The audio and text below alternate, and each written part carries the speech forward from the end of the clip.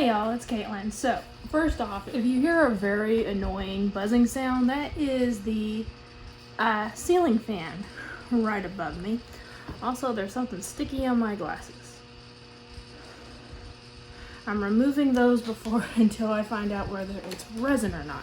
I don't need them right now, I'm good. But I wanted to do this one live, pretty much. We'll see, I don't know.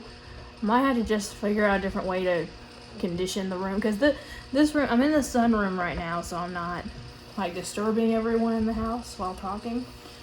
But also this room isn't vented. There's no AC or heat in this room, so that's why I have to have the ceiling fan on, because it's hot. It's summer, it's hot. But anyway, so I've been making these little environmental pieces lately. You may have already seen one that I filmed with a dragon in it. I don't know.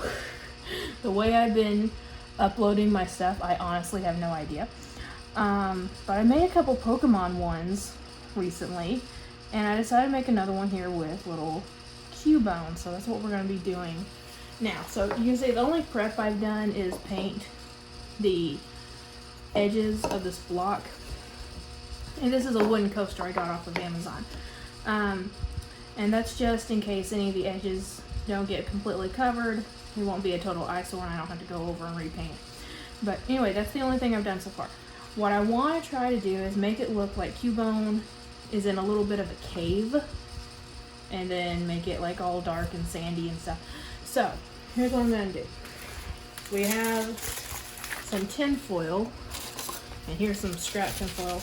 This is actually from when I did the Hermie, if you guys haven't seen, where I did Hermie and a Unicorno Captain Planet. That's what I used for that. So, what I want to try to do is make a little cave, like I said, with enough room for Cubone to kind of stand out of it. So, if it was like this, I'm just making a rough shape right now with the tin foil. So, it'd be something similar to that. And then have Cubone. Yeah. That's kind of perfect, honestly. So I'll add a little bit more to bulk it up. So let's get, and I have these little tinfoil wrappers. They come pre-cut, so I'm just cutting it even more, or tearing it even more. Just easier than dealing with a full sheet of tin foil. And this is just so you don't, waste materials, Tin foil is cheaper. So, and if you can find the off-brand stuff, that's even better. But I get the stuff that's pre-cut, so. Alright. I'm going to try to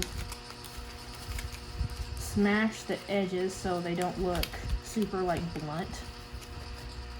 Alright.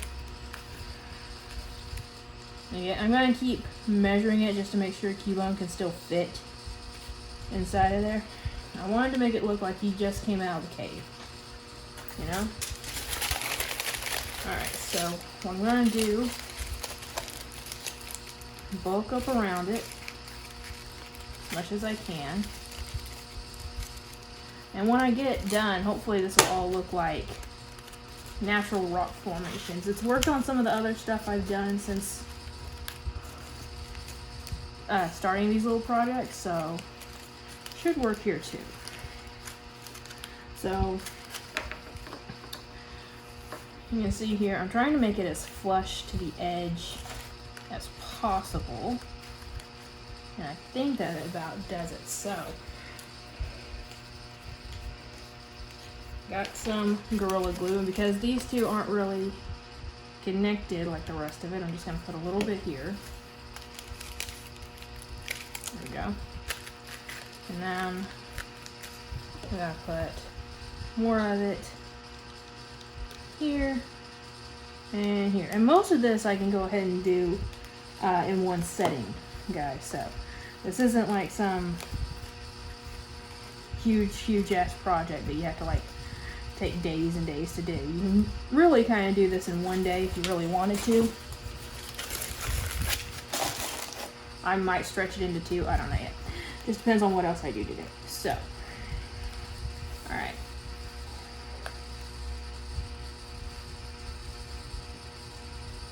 So I'm gonna give that super glue a little bit of time to dry, and I might, since this tried to blow away on me, should I bulk up a little bit so it looks like rock formations? Let's see. Because I kind of want an uneven terrain. Now, when I did one of these not too long ago, I used snow text to cover the ground to make it uneven. But I almost want, if you guys ever play Pokemon Sword and Shield, that little, and there's glitter over it because this is where I usually do my glitter. It's gotten over it. If you guys ever play Pokemon Sword and Shield, the tunnel in the Isle of Armor, where you go into the desert area, I kind of want it to look like that cave. Ever since I got this idea in my head, it's been looking like that cave. And usually, if you're in the game and you're going through that cave, you're on a bike. You know, you're riding your bike through it. So I'm thinking what I want to try to do later on is get some snow text and make it like a dirt path almost right here. And then maybe try to get something to make a tire tread throughout it. I think I have an idea for that, but we might have to do that the next day. So that's why I said it can be a one-day project. Just depends on how much you want to do with this. So I'm gonna make a couple more different shaped rocks and bulk it up just a little bit.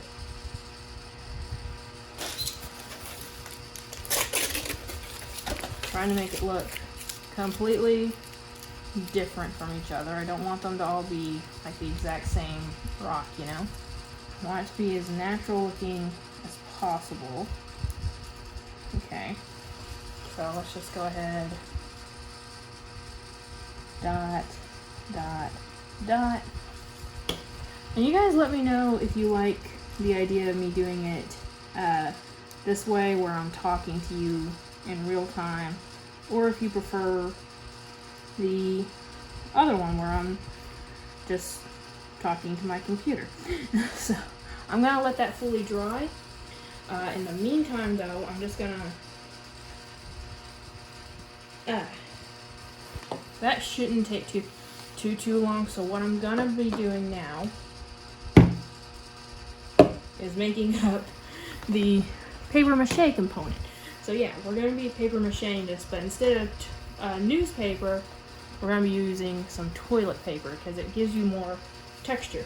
So, I already got a little bit of water in this little cup, and this is the Mod Podge I had out here, and this is usually the one that I do glitter in. You can see a lot of glitter in the top, probably.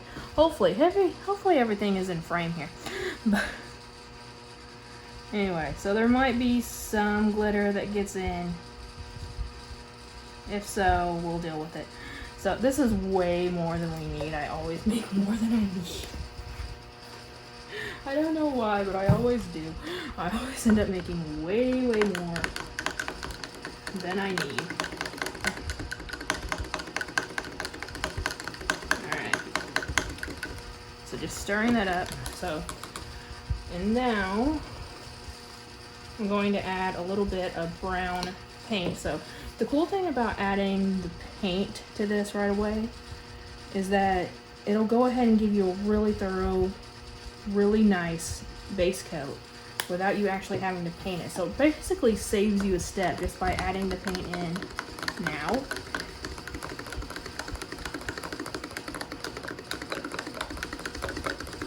So it saves you time later on, and honestly it looks a lot better than when you're just painting it on your own. So right now it looks like a chocolate milk kind of consistency, but that's mainly just because obviously the glue is white. I will add a little bit more just in case. But when this glue dries, it's gonna make it, you know, it's gonna go clear, and therefore the color will stand out a hell of a lot more. So it'll be really dark.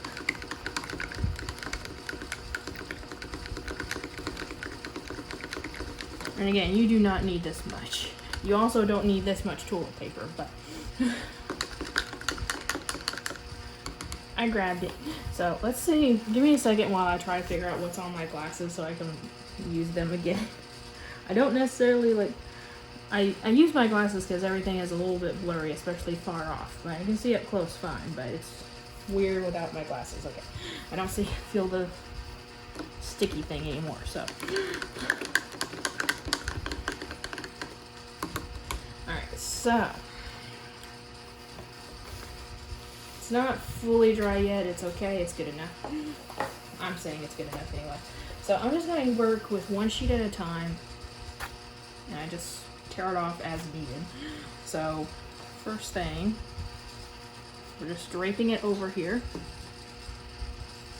dipping the brush in, and going for it. That's all it is. And this brush is kind of stiff. This is what I use a lot of glue.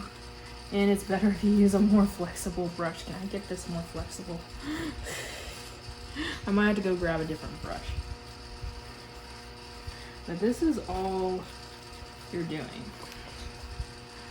And you want to make it saturated. You want it completely saturated. So that's why you kind of want to work slowly, make sure everything is good to go. And once it's all hardened, again, it's glue, it's paper mache. So, okay, so this is the first time I've ever used on something hollow, so it might be a little bit difficult. There we go. I got it on the inside. And also, if you could find toilet paper that isn't textured, would probably be a good idea too. But what I was saying though, when you're doing it like this, it gives you a stronger connection between the things you're basically gluing together, and the toilet paper is flying off the table so, because of the fan. But when this dries, it'll create a nice solid bond along with the super glue that we put down. And I'm going to go ahead and wrap along the edge here as well, if I can. There we go. So I'm just going to keep doing this. I might speed this along, guys. Okay, guys, so this is pretty much it. I do have some left. These wraps over here obviously didn't glue down. Just go ahead and take this extra piece that I still have. So I guess you do need that much toilet paper, and just make sure these things are really secure. But like I said, once this glue dries, everything's gonna harden a lot. So, in fact, I might go ahead and take another one real quick, because this is a little bit too much of a perfect formation here. So let's try, see if that does anything. I don't know if it will or not. So let's take, we're just experimenting. So, and by the way, this toilet paper thing, I don't know if you guys ever used it. I never really used paper mache in school. I remember we used it once in geography class of all things in middle school. But I don't remember ever using paper mache in like an art class growing up, surprisingly. So I actually found this technique through Jazza. So again, I don't know if you guys have ever heard of people using toilet paper for paper mache or ever did paper mache in school. I didn't. So I did figure this technique out through Jazza. Jazza is a professional YouTuber out in Australia, guys. He is an art YouTuber. He is amazing. He's very, very funny. I absolutely love his content. Both the Jazza channel and his Tabletop Time channel. I mean, they make some really amazing art pieces over there. You should definitely go check it out. If you're at all into the stuff that I'm doing, I promise you Jazza's better at it. So, alright. So I think I'm happy with it for now. Again, I'll let this completely dry, and then we'll come back to it. Okay guys, so it is several hours later, and this is pretty much fully dried. And if the lighting looks different, it's because, again, this is the sunroom. There are windows on all four sides of me. It's about dark now, so. But you can see here that paint with that glue did a marvelous job. It's almost like we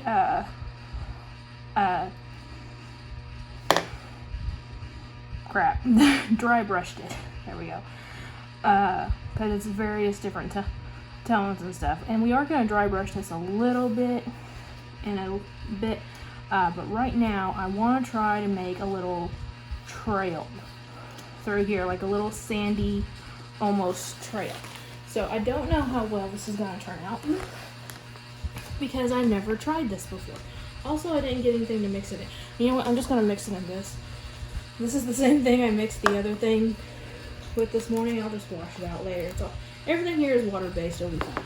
So I'm taking some Snow Tex that I had to buy more of recently.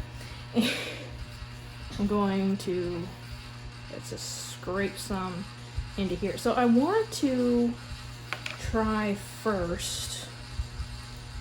There, that should be plenty. I want to try first with using some chalk pastels to see if it'll work. I know it'll work with paint. I know that. This is just me being experimental for a minute. And this stuff is really, really gloopy. So also I don't know how well I'm just going to be able to make a thin coat of it. So that'll be something. So this fan, oh my god. So if I ever do this again, I'm going to have to try to hook up like an electric fan or maybe just keep the door open all day to see if it helps some. But anyway, so I have my chalk pastel. I am just putting this. I know chalk pastel can color clay very, very well. Yeah, obviously depending on how much you use. But it can stain and color clay. And this stuff, again, is just water-based. Okay, well, the brown is still there from in the bottom of it. It's coloring it, but very, very softly. It's just the ever so slightest cream color now. I don't even know if you guys can tell. So, I do think the chalk pastels could work, but you'd have to use a butt ton of it. So, we are going to use the chalk pastels for something later, though. But for right now, that was just me being curious about this stuff. So, let me just put a teeny bit of that in there. Just a caramelly brown. There we go. Because I wanted to make it almost look like a sandy gravel kind of thing. Let me just see if I can just put like a drop of this. There we go. Dark brown in there. Just to see what that does.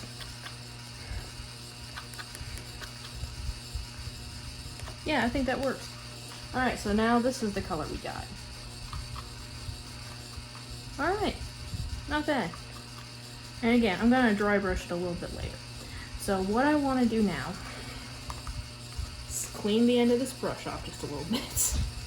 And now, let's see if I can go in with that same brush I used before for the glue, because this stuff can be kind of gloopy as well. So let's just see. Oh yeah. Oh yeah, this is going to work. This is absolutely going to work, yes. I've never tried just like brushing it on like this before. But yeah, you can see those little particles are spreading out a lot. So I'm going to try to put a little bit more on like the folds of the paper mache. And I'm probably putting too much on, to be fully honest. But I don't want to waste it either. And some tin foil fell off the table. Yeah, this fan sucks. So here's something else I want to do. This brush that I used to mix it in, you can see I've used this brush before. It still has a lot of that texture on there just from this dried Snow Tex on it from the previous. So I'm thinking, I don't know if this will work. I'm going to try for it though. Okay, I don't think it works just for the texture. I think it just works because it's a stick. But yeah, so we have a little groove. I'm gonna make it a little bit big. Again, I'm trying to make it look like that place in the Isle of Armor where you're riding your bike through all the time. So I'm just making like a little drag mark. Very subtle ones though. Trying to. We'll see. Again, we're gonna dry brush some of this. See how well that works. Hey y'all, it is the next day and it's actually a very, very nice rainy. I love the rain. I like rainy, gloomy days. So it's that kind of a day today, which means it's like 60, 70 degrees. So no ceiling fan today. Yay. And so here is how everything dried last night. There is like a little path in there when you hit it at the right light. So I really, really like that. So I know I said we were gonna go for some dry brushing, but honestly, I really like the way it's already shaded just from, you know, the paper mache. So I think what I'm gonna do instead, I do need to stain the inside of the cave to make it darker. And also there are a few spots here and there. So what I'm gonna do is just use some chalk pastel. And I did not bring my palette in here, so I'm just gonna use a paper towel. I'm ever the professional. So I'm gonna get some black, a little bit of brown. And just in case anyone's wondering, I got this chalk pastel set forever ago off of Amazon. And it's just a small 12-piece set. So, and as you can see, I've been using this for any kind of I've been using them a lot more lately, I will say that, but none of them are anywhere close to being depleted. So it can stain you a little bit though, because that's what chalk pastel does. But so I'm gonna mix it in just a little bit. Okay, so I just put my brush in the water and I'm cleaning a lot of it off. I might need to get a bigger brush. Let me get the bigger brush, actually. Dipping in it. You want it to be damp, you don't want it to be wet, because else it turns into more like a watercolor kind of thing, and that's just weird. So moving it in circular motion. This I do want kind of more black than anything, the inside of the cave. Okay, so that is about it for that part. And you can see kind of how, that's what I mean by it'll like stain.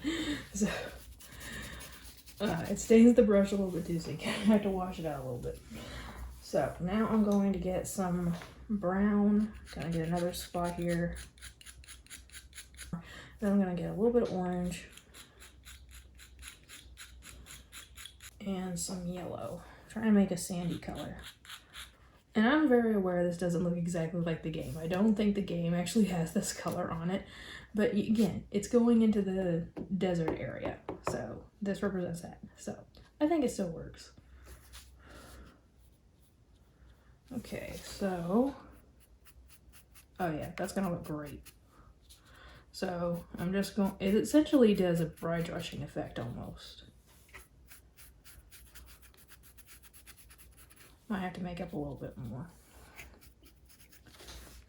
I don't even know if you guys can properly see it on camera, but I'm promising you, this brings out a lot of detail in the sculpt or whatever you're doing here. I don't know if you would call this sculpture. This bike trail here, I don't know if you would call it that. But it does give a lot of different variation. So yeah, I need to make up just a teeny bit more.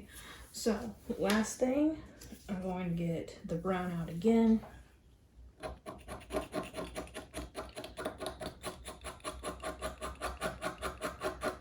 And make just brown. No other colors, just the brown. And I'm just going to lightly put it over some of the spots where there's still some white peeking out from where the toilet paper was. Picking up some more of that black that we had before, just to slightly dab here. Not a lot. There we go. Just putting it roughly around here. There we go. I just wanted to try to get some more just pure brown. Pure brown. Okay. I don't know if that worked or not. I don't think it did. I think it made it worse. So, and well, I guess if the dirt build up in that area. But regardless, so this is the way it looks so far. Again, without that last bit that I did, I think it looks pretty good. The bottom looks like shit, but the rest of it looks pretty damn cool. And so last step is just to put little Cubone coming out of his little cape. So where's the super glue? Here we go.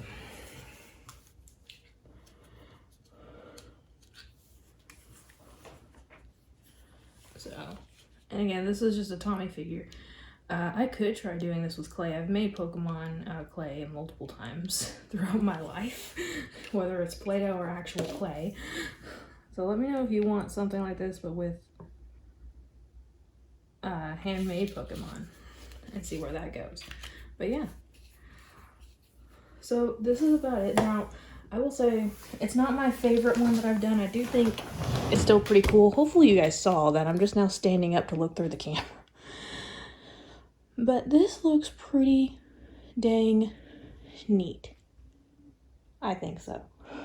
So hopefully you guys enjoy it. Let me know. Cubone's not fully dry yet. Let me know how much you guys like it. Thank you all so much for watching. And remember, like always, it's a community, not a competition. And I'll see y'all later. Bye.